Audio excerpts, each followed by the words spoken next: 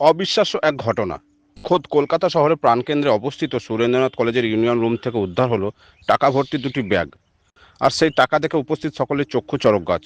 কিন্তু কি এমন আছে সেই টাকায়? কেনই বা এমন শোরগোল? কলেজের ইউনিয়ন রুমের ভেতর থেকে পরিত্যক্ত অবস্থায় দুটি ব্যাগ উদ্ধার করা হয়। কৌতূহলবশত ব্যাগগুলি খুলতেই বেরিয়ে আসে 500 এবং 100 টাকার নোটের বান্ডিল। কিন্তু আশ্চর্যের বিষয় হলো ব্যাগের ভেতরে থাকা লক্ষ লক্ষ টাকার নোটের অধিকাংশই এখন ব্যবহারের অযোগ্য। ওই পোকায় খুঁটে খুঁটে খেয়ে ফেলেছে এই নোটগুলো। এখন প্রশ্ন উঠেছে, এই বিপুল পরিমাণ টাকা কার? কে বা কারা এই ইউনিয়ন রুমের ভেতরে ব্যাগ রেখে গিয়েছিল? আর এত টাকা সেখানে মজুত করার উদ্দেশ্যই বা কি ছিল? টাকাগুলো এমনভাবে নষ্ট হয়েছে যে বর্তমানে কাজে লাগানোর মতো অবস্থায় নেই।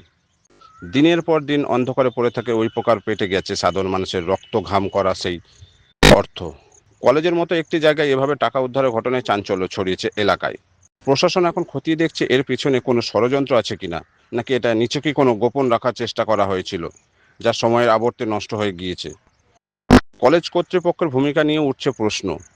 ইউনিয়ন রুমের ভেতরে দিনের পর দিন এভাবে ব্যাগ পড়ে রইল, অথচ কেউ জানতেই পারল না।